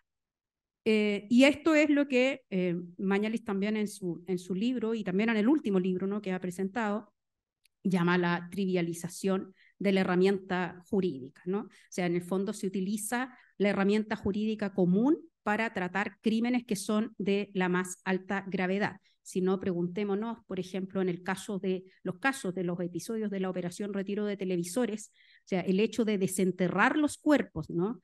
y volver a enterrarlos o llevarlos a otro lugar o hacerlos desaparecer en el mar, eso es simplemente tratado como un delito de exhumación ilegal que ha llevado en algunos casos a penas de 270 días, porque la exhumación ilegal en la época de los hechos no tenía más pena, ¿ya? Pero vamos a los casos más graves. Por ejemplo, en el caso de los secuestros. Hay secuestros que culminan en desapariciones forzadas. Si bien en algunos casos encontramos penas que en principio parecen altas, como 18 años, por ejemplo, en el caso del Comando Conjunto, por ejemplo, donde estaba el padre Mauricio Weibel, ¿no? Hay que considerar que se trató de 5 personas secuestradas por un grupo de inteligencia militar que estaba dedicado a la persecución de personas por motivos políticos. O sea, en el fondo consta en la sentencia que estaba dedicado a la persecución de comunistas, ¿ya? Descontando que en ese mismo caso hay otros condenados, o sea, la pena más alta ahí es de 18 años, hay otros condenados a 12 años, hay otros a 5 años y al menos 4 de los responsables fallecieron en el intertanto, lo que conversábamos esta mañana, ¿no? Aquí hubo uno que falleció en 2012, otro en 2016, otro en 2018 y otro en 2021. La infracción al principio de proporcionalidad se hace aún más evidente cuando encontramos varios casos en los que, aplicándose el instituto de la prescripción gradual, al que me voy a referir más adelante, se ha llegado a castigar con penas totalmente inadecuadas, sustituyéndose las penas por libertad vigilada y remisión condicional, por ejemplo, en el caso del episodio Parral. Y si de proporcionalidad ordinal se trata, comparemos, por ejemplo, el caso más o menos que ocurre de Cristian Eduard del Río, que se realiza en el año 91, la sentencia de primera instancia es del año 94, ¿ya? No voy a hacer mucha referencia a este caso, pero solo para ilustrarle, la condena para el cabecilla del Frente Patriótico, Manuel Rodríguez, en primera instancia por haber secuestrado al hijo del director del diario El Mercurio y después haberlo liberado, ¿no? Fue la de presidio perpetuo por secuestro terrorista y asociación ilícita terrorista, ¿ya? En cuanto a los homicidios, las penas, salvo excepciones como la del caso de Víctor Jara, son también inadecuadas en relación a la gravedad de los delitos. Por ejemplo, en el homicidio de José Carrasco y otras 4 personas, 11 de los condenados tuvieron libertad vigilada. En el homicidio de Yekan Negme, ninguno tiene pena efectiva. Y aún en los casos en que por el quantum de la pena no hay pena sustitutiva, siguen siendo bajas. En el caso, por ejemplo, de los hermanos Vergara Toledo, año 85, ¿no? Hay penas de 7 años para una persona y 10 años y un día para el otro. Nótese, por un homicidio calificado más un homicidio simple, 10 años y un día. En el caso de González, también 10 años y un día. En el caso de la Operación Albania, año 87, donde hubo 2 ejecutados, ¿ya? Solo una persona, uno de los altos dirigentes de la DINA, fue condenado a 20 años. Otros 5 lo fueron como autores a 5 años con libertad vigilada, otro a 3 años y un día, también con libertad vigilada, 2 por homicidio simple a 3 años con remisión condicional, entre otros. Y en el caso Caravana y la muerte de La Serena, que fueron 15 ejecutados en el año 73, 2 de los autores fueron condenados a 10 años y un día. En todo caso, yo creo que una cosa que era predecible es que como en los casos más mediáticos, tal vez por el horror o el carácter ignominioso de los hechos, visiblemente conocido y difundido por los medios de comunicación, las condenas hayan sido más altas. Por ejemplo, en el caso de Lonquén, donde las penas fueron de 20 años y 15 años, en el caso de Víctor Jara y Litre Quiroga, cuya sentencia es reciente, con penas de 10 y 1 por secuestro calificado y 15 años y un día por homicidio calificado reiterado, ¿ya? También en el caso de Goyao, que es una de las penas más altas que yo he visto, que son presidios perpetuos, ¿no? Hay presidio perpetuo para los autores de 9 secuestros, pero también hay penas por secuestro sin homicidio. Antes de que secuestraran a los profesores para degollarlos, el mes anterior, porque esto fue en marzo, el mes anterior, la DINA había secuestrado a 6 personas, ¿ya? Para sacarles información acerca de los 3 profesores de la gestión, ¿ya? Y las penas para esos secuestros, la mayor es de 800 días, pasando por otra de 540 días, y a 2 cómplices de estos secuestros una pena de 60 días. Entonces, la diferencia de penas en estos casos que se ejecutan en condiciones más o menos similares implica una vulneración al principio de proporcionalidad ordinal, porque la sanción penal no ha sido la misma tratándose de casos de similar naturaleza y merecedores del mismo reproche. Entonces se asignan como penas más severas en algunos casos y menos severas en algunos casos. ¿Qué creo yo que tiene que ver con esto de la determinación de la pena o por qué es lo que ha influido, ¿no? En primer lugar, yo creo que hay un tema que casi nunca se trata, ¿no? Yo creo que una de las cuestiones que influye es la aplicación de las reglas de los concursos, ¿ya? O la aplicación del principio de especialidad. Por ejemplo, considerar un secuestro seguido de homicidio solo como un homicidio calificado, ¿no? En virtud del principio de consunción, o aplicando la regla del concurso ideal, es decir, un solo hecho constituye 2 o más delitos, y se aplica la pena mayor asignada al delito más grave, ¿ya? Y aquí también la consideración de las atenuantes, como ha explicado el profesor Bustos, es central. Pero es interesante ver cómo, por ejemplo, en el caso de Víctor Jara, hay una tendencia diferente, considerando que hubo un delito de secuestro que se produce cuando los detienen en la Universidad Técnica, el 12 de septiembre entran los militares en la madrugada, ¿no? Las llevan al Estadio Chile junto con otros detenidos, y en ese lugar, posteriormente, 2 o 3 días después, se produce un traslado de esos detenidos al Estadio Nacional. Sin embargo, Víctor Jara, estando ya en el último grupo de los que supuestamente iban a ser trasladados, Víctor Jara y Litre Quiroga son apartados de ese grupo y los llevan al subterráneo y los ejecutan, a los subterráneos del Estadio Chile, y los ejecutan, ¿ya? Luego, aún aplicando la legislación vigente en la época, la jurisprudencia sí podría haber hecho más. O sea, yo entiendo, digamos, las explicaciones que ha dado el exministro Huica, ¿no? En la mañana, a quien honro, digamos, por la resistencia, le decía yo, dentro del Poder Judicial. Pero si uno lo mira desde el punto de vista penal, o sea, aún aplicando la legislación penal común, aún no teniendo crímenes de lesa humanidad en ese momento, podría haberse hecho más, ¿ya? Por ejemplo, si aquí, por ejemplo, en el caso de Víctor Jara se apreció 2 delitos, ¿por qué en otros no? ¿Ya? Que son similares los hechos. Otra cosa que me llama la atención es por qué en algunos casos se ha condenado a personas por el delito de asociación ilícita, por la pertenencia a la DINA o a la CNI y la ejecución de delitos, y en otros no. así como también la no consideración de delitos de terrorismo, al menos todos los casos que son posteriores al año 1984. El único caso era el que comentaba el ministro Huica, en donde él intenta en su primera sentencia, en el caso de Gollado, decir que estos son actos de terrorismo, ¿no? Y la Corte de Apelaciones más tarde dice que no son actos de terrorismo y los trata como secuestro común, igual las penas fueron altas, ¿ya? Era importante considerar esos actos como de terrorismo, era importante aplicar la ley antiterrorista, porque habría habido un reconocimiento al terrorismo de Estado, un reconocimiento judicial. En cuanto a la prescripción gradual, el artículo 103 del Código Penal establece una norma que implica una rebaja considerable de la pena para quien se presenta o es habido antes de completar el tiempo de la prescripción total, pero habiendo ya transcurrido la mitad del que se exige, ¿ya? En ese caso, el tribunal tiene que considerar el hecho como revestido de 2 o más circunstancias atenuantes muy calificadas y de ninguna agravante. Todo abogado penalista sabe aquí que eso no se le puede llamar otra cosa que hiperatenuante, ¿no? Una hiperatenuante. Y esta norma se ha aplicado muchas veces. Según da cuenta el profesor Bustos en un informe en Derecho que él preparó para la Corte Interamericana, en el caso Vega González y otros, de 446 procesos penales por crímenes de lesa humanidad concluidos entre 1995 y 2021, en 113 causas se aplicó el artículo 103, es decir, casi en el 25% de los casos. Para ilustrar cómo ha operado este instituto, yo quiero referirme al caso conocido como el episodio de Parral, ¿ya? Que trata sobre la investigación por el secuestro y desaparición de 27 personas, entre ellas un menor de edad de 16 años. La Corte Suprema, por sentencia del 27 de diciembre del 2007, aplicando la prescripción gradual, condenó a algunos de sus autores a penas privativas de libertad de 5 y 4 años, concediéndoles la libertad vigilada. Y concedió la libertad vigilada prescindiendo de la existencia de informes de libertad vigilada por parte de Gendarmería, por cuanto, voy a citar textual la sentencia, se trata de documentos cuyo pronunciamiento no resulta vinculante para este tribunal. Luego toda la polémica que se arma, ¿no es cierto?, porque la jueza Silvana Donoso no consideraba los informes de Gendarmería vinculantes.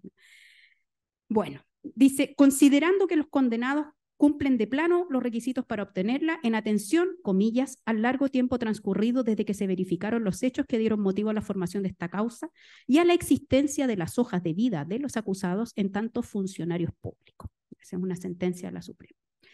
Para aplicar la prescripción gradual, la Corte Suprema argumentó sobre la base de la existencia de una conmoción interna, de un estado de guerra al momento de los hechos, para los efectos de la aplicación de la penalidad, y si bien considera que podrían llegar a aplicarse los convenios de Ginebra, ¿no?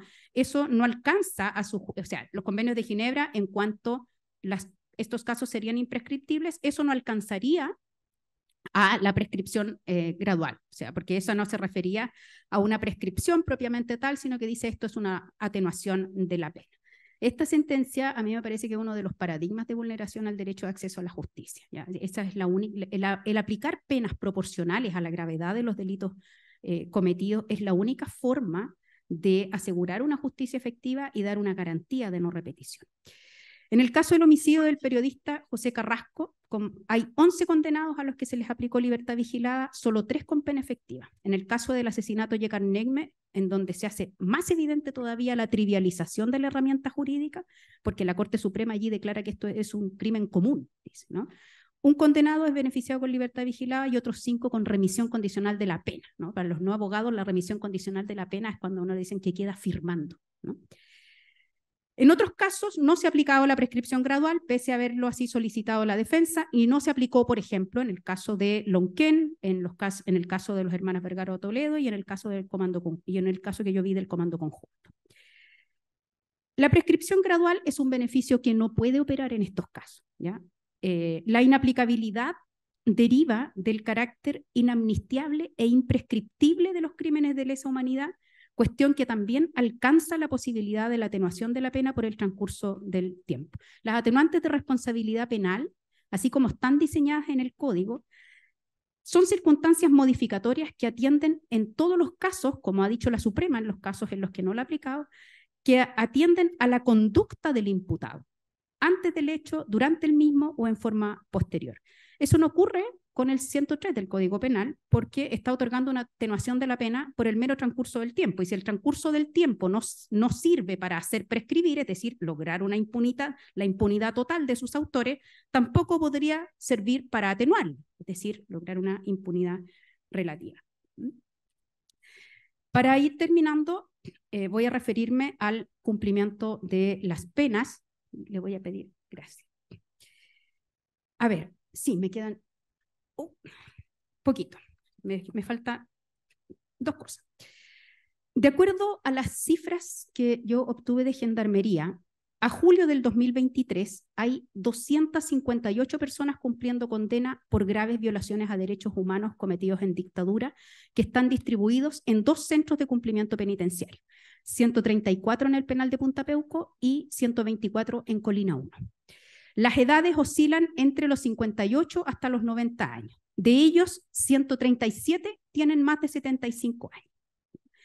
A 50 años del golpe de Estado, la cifra de recluidos es baja si uno considera que entre el año 73 y el 90, unos 827 funcionarios de carabineros de la PDI y del Ejército fueron destinados a la DINA y a la CNI, según da cuenta una reciente investigación periodística de CIPER.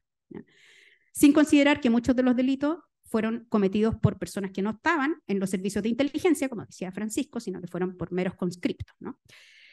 En esta escasez de penas de cumplimiento efectivo no solo influyó el Instituto de la Prescripción Gradual, sino que también durante algunos años, en el 2018, se otorgó la libertad condicional a algunos de los condenados por esta clase de delito, y es lo que el profesor Bustos llama el supremazo, donde se concedió la libertad condicional a 6 condenados por crímenes de lesa humanidad. Se generó una gran polémica, llegó una acusación constitucional contra algunos de los ministros de la Suprema que finalmente se rechazó.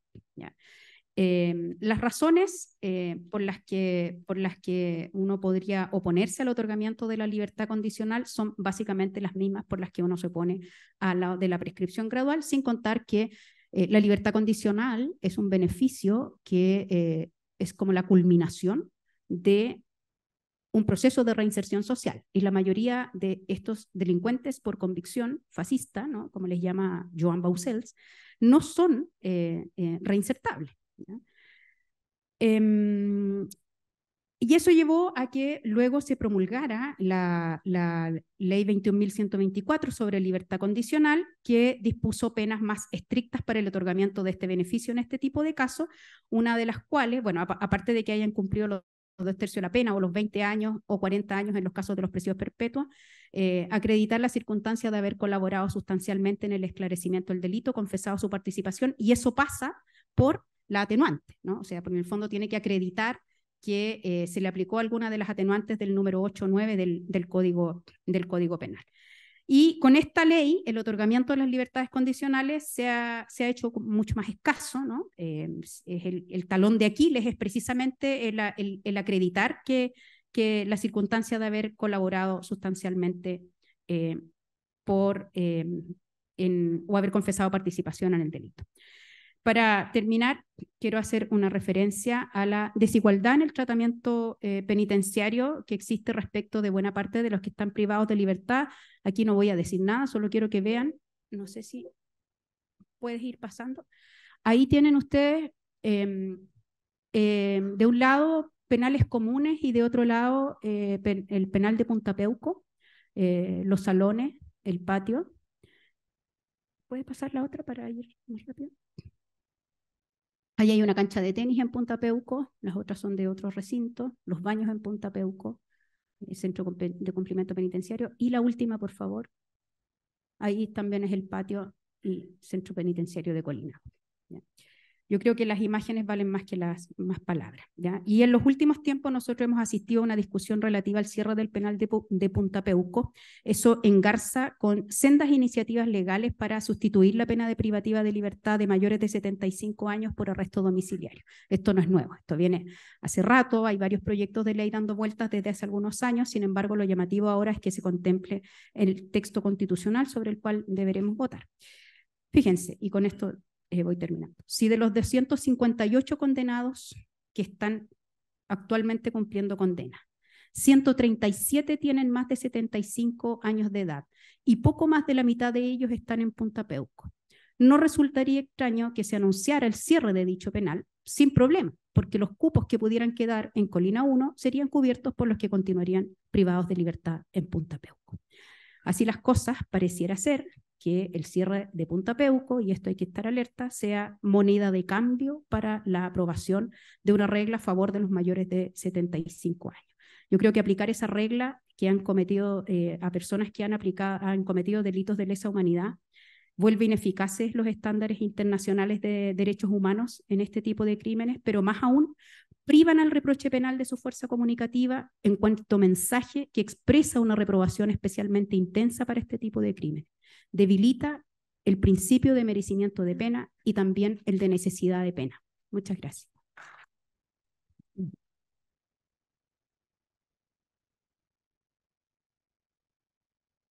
Muchas gracias, profesora Villegas. Muchas gracias a los 4 exponentes.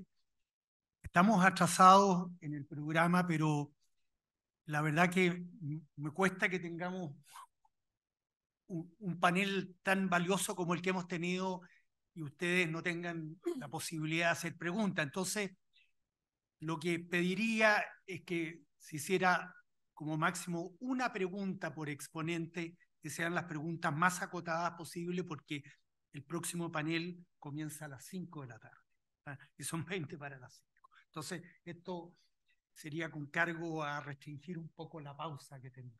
¿Hay problema? Ya. Entonces, les ofrezco la palabra. El profesor Couso, de hecho, ya les planteó una posible pregunta. Hola, a quien desee responder. Son 2 preguntas. Quisiera preguntar, porque no he tenido acceso a la sentencia, ¿cómo funciona el tema de, y además no conozco el Código Penal al año 1973, cómo funciona el tema de hacerse cargo de la violencia innecesaria, apremio legítimo, tortura? ¿Había algún tipo de tratamiento vigente a la época de 1973? Lo pregunto particularmente porque, a pesar de que se destacó el caso de Víctor Jara y Drep Quiroga, conocido es que las torturas involucraron sesiones de enseñamiento durante 4 días para las personas secuestradas, que eran ellos 2. Son casos espeluznantes, son relatos que no quisiera entrar a repetir porque entraría en una situación morbosa y dolorosa y revictimizante por alguno de los asistentes si es que sufrió ello, pero es horrible. Y entonces quisiera preguntar si el secuestro y el homicidio logran expresar comunicativamente de una perspectiva de derecho penal eso y cómo eso también se refleja en otros nuevos casos. Lo pregunto particularmente por el tema del sufrimiento moral, porque yo incipientemente me estoy dedicando a causas de derechos humanos, pero más bien ligada al estallido social, y pasa mucho que se condena por violencia innecesaria en lugar de apremio ilegítimo, porque, por ejemplo, en el caso de Romario Veloz en La Serena, directamente la persona muere de inmediato por el impacto balístico, entonces no habría reproche moral, pero en el caso de la dictadura las detenciones eran tan largas, las sesiones de tortura eran tan extensas que me cuesta entender que sea solo secuestro y homicidio, y me cuesta entender que 25 años pueda ser adecuado, incluso excluyendo el tema macro que menciona el profesor Couso, incluso excluyendo eso. Y además me quisiera hacer cargo de por qué la diferencia, como la profesora Villegas señala, en el caso de secuestro, como por ejemplo los que se perpetraron contra el hijo del dueño del Mercurio. ¿Por qué tanta diferencia? Y lo quiero enlazar con el caso argentino. Quisiera saber si alguno ha tratado este tema, porque en Argentina es muy valioso el juicio de la Junta. Entonces ustedes ven que en el Código Penal de la época, 1973, años venideros, ¿habría alguna figura por la cual se podría haber hecho un juicio a la Junta en el caso chileno? ¿O ustedes estiman que no era procedente un juicio a la Junta y que solo habría que haber aplicado otro tipo de responsabilidad que no fuera de naturaleza penal? ¿Esa es una pregunta? Veamos cuáles son las preguntas. Yo solo quiero habilitar la pregunta al profesor Couso sobre la asociación ilícita. Eso. Con eso terminaríamos las 3 preguntas. Sí. También al profesor Couso, respecto de las soluciones que explora en cuanto a la forma de intervención delictiva de Pinochet en el caso Letelier, ¿no? Que aborda por un lado la posibilidad de una autoría inmediata basada en el dominio de un aparato organizado de poder. Figura que si uno tiene presente el texto del 25 del Código Penal alemán, que define autoría inmediata como cometer un delito a través de otro, bien se explica que se haya intentado ampliar su alcance, incluyendo, además de los casos clásicos de autoría inmediata, también aquellos en los cuales, si bien no se domina el ejecutor mismo, sí se controla el aparato organizado de poder, ¿no? Pero aplicar el caso suena raro porque autoridad inmediata, por anga por manga, siempre implica alguna instrumentalización del ejecutor, ¿no? Y yo me resistiría a aceptar de que Townley fue instrumentalizado por Pinochet y por Contreras y por Espinosa, ¿no? Y por otro lado, con el mismo texto del Código Penal alemán, cuando define la coautoría, en su tercera alternativa, dice el que comete, algo así como el que comete conjuntamente con otro. No sé si incluso utiliza el verbo ejecutar, ¿no? Algo así como el que ejecuta con otro un delito. Entonces, con ese texto a la vista, también cuesta aceptar supuestos en que, si bien varios sujetos se ponen de acuerdo, no todos intervienen en la ejecución misma del hecho, pero sí uno de ellos al menos, ¿no? Entonces, con ese texto uno bien podría entender que en ese contexto regulativo se hable de una categoría bien extraña, ¿no? Que es como intermedia entre autoría inmediata y coautoría, una así llamada coautoría indirecta. Es bien rara, ¿no? Porque ante ese texto, esa categoría de coautoría indirecta serviría para ampliar el alcance de esa tercera hipótesis, ¿no? Que exige, el tenor literal, realizar conjuntamente o ejecutar conjuntamente un hecho delictivo. Pero si uno mira el artículo 15 del Código Penal, no se define la autoría inmediata de esa manera. El artículo 15, numeral 2, confunde lo que posteriormente se llamaría autoría inmediata con la inducción. Y el 15, numeral 3, que yo diría, bueno, habla de concierto, entonces se refiere a lo que posteriormente se llamaría coautoría. ¿Qué exige para la coautoría? 2 cosas. Concierto, más facilitar los medios para que otro los use y ese otro ejecute el hecho. Entonces, quería preguntarle al profesor Couso si es que no había pensado en la solución de la coautoría, pero en el sentido del artículo 15, numeral 3 de nuestro Código Penal, para el efecto de calificar la intervención en el hecho que se tradujo en colocar una bomba en Washington con la consecuencia de la muerte del ex canciller respecto de Pinochet. Muchas gracias. Entonces tenemos 3 preguntas. Ya, entonces el profesor Bustos va a responder la primera pregunta. Perfecto. Sí. Perfecto, muchas gracias por la pregunta. Respecto de la primera parte, a la época de los hechos sí estaba vigente el Código de Justicia Militar, 1924 me parece. Estaba vigente la figura de apremios del 150 del Código Penal, que dicho sea de paso, hoy hay una causa en el Tribunal Constitucional respecto a crímenes de la dictadura, donde se está discutiendo este tema. Y el gran problema tanto de esa figura de apremios es que tiene una pena irrisoria. Y lo que han hecho algunos tribunales, que lo del caso de Víctor Jara no es tan nuevo, pero lo que es destacable ahí es que entiende que aquí hay una situación de secuestro simple y de torturas, entonces lo condena como un secuestro agravado. Eso ha ocurrido en algunos casos de Londres 38, en el caso de Eva Palominos. Estas sentencias empezaron a ser redactadas en su momento por la ministra Jessica González, pero acá vemos que otra sala toma esta interpretación. Y aquí no puedo dejar de reconocer al abogado Ilan Samberg, que fue del programa de Derechos Humanos, que fue el que peleó por esto en su recurso de apelación y el que logró, en definitiva, este batacazo, que no tengo otra forma de llamarlo. Y me parece que esta lectura va más acorde con el principio de proporcionalidad y también con el deber de establecer penas proporcionales por la tortura que está en el artículo 4 de la convención respectiva.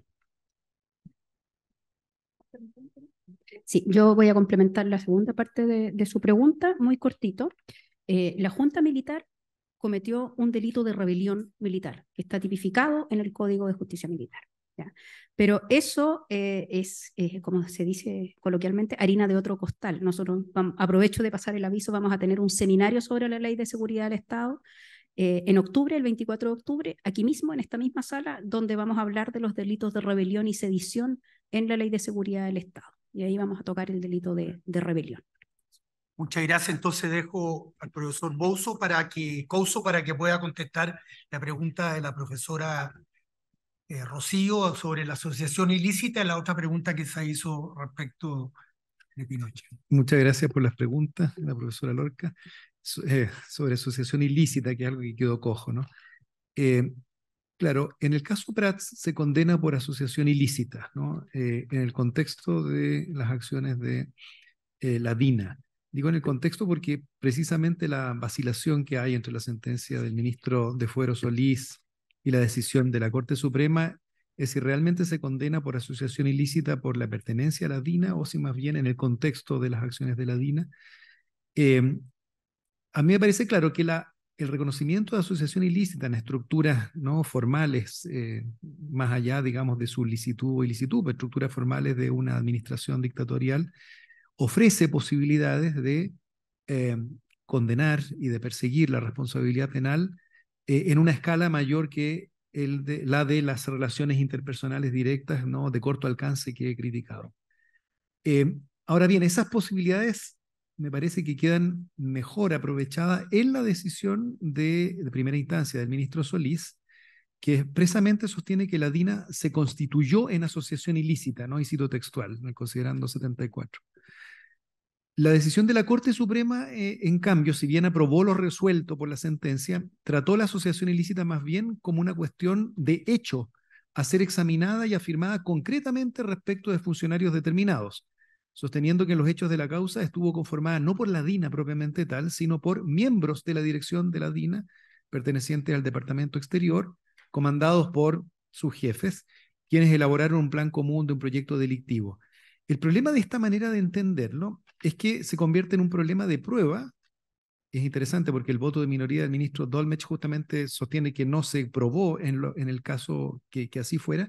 Digo, convierte en un problema de prueba si acaso miembros individuales de la asociación, de la DINA, realmente se vincularon con esta asociación de facto que no era simétrica con la DINA propiamente tal, sino con algunos de sus intervinientes. De hecho, en este voto, digamos, de minoría, Dolmetsch entendió que no estaba probado en el caso concreto los actos de asociación o de adhesión individual de Contreras, ¿no?, y de Godoy. Entonces, la negación del hecho institucional constituido por la creación de la policía secreta de la dictadura, que debía reprimir a disidentes a través de la perpetración de crímenes, constituye, en mi opinión, un defecto de la jurisprudencia de la Corte Suprema en la materia, que ofrece un espacio para un debate probatorio tan rebuscado como el relativo a si acaso el jerarca de la DINA se encontraba o no dentro de los funcionarios que específicamente adhirieron a una asociación ilícita para, apartándose de su cometido legal, perpetrar crímenes. Ese es el problema, me parece, de la manera en que se elabora en la Corte Suprema y que se disminuye las posibilidades que ofrece la asociación ilícita. Muy brevemente sobre la pregunta del profesor Luis Emilio Rojas, mi análisis del caso Letelier se concentra más bien en la crítica de que en contra de lo sostenido por el ministro Bañado, no se está condenando por autoría inmediata por utilización de un aparato organizado de poder. En realidad, el análisis de las relaciones que explican el cumplimiento del cometido por parte de Michael Townley es el análisis propio de una especie de coacción que no deja al coaccionado en situación de exención de responsabilidad criminal. Y que esa manera de analizar el caso me parece está por debajo de las posibilidades y de las necesidades de un análisis más macro, sistémico, de las relaciones que se producen al interior de la dictadura y en este caso de la DINA. El análisis dogmático que es necesario, ¿no?, acerca de cómo en el contexto de las disposiciones legales vigentes en el Código Penal es posible hacerse cargo de esta dimensión macro, me parece que es una tarea, en mi caso, un poco por construir. Ahora, yo creo que hay posibilidades, tanto por la autoría inmediata, por utilización de aparato organizado de poder, como de la coautoría, tal vez en el 15 número 1 del Código Penal. El 15 número 3 también ofrece posibilidades, pero claro, ese no era el objeto, digamos, ni es realmente lo que preparé para esta exposición, sino más bien explicar que, contrariamente a lo que el propio Bañados dice, no está aplicando una doctrina que permite hacerse cargo de la dimensión sistémica y, digamos, de gran alcance de la estructura en cuyo seno se cometen los delitos, con todos los problemas que ello trae. Bien, muchas gracias, profesoras Cárdenas y Villegas, y profesores Couso y Bustos. Con esto y las preguntas que ustedes han hecho, con esto damos por concluida esta primera parte. Haríamos un break de solo 15 minutos y en 15 minutos vamos a continuar con esta discusión y trataremos los problemas específicos de la prescripción, del decreto ley de amnistía, el tratamiento de los actores económicos y las reparaciones. Así que quedan todos formalmente invitados a continuar para la parte número 2.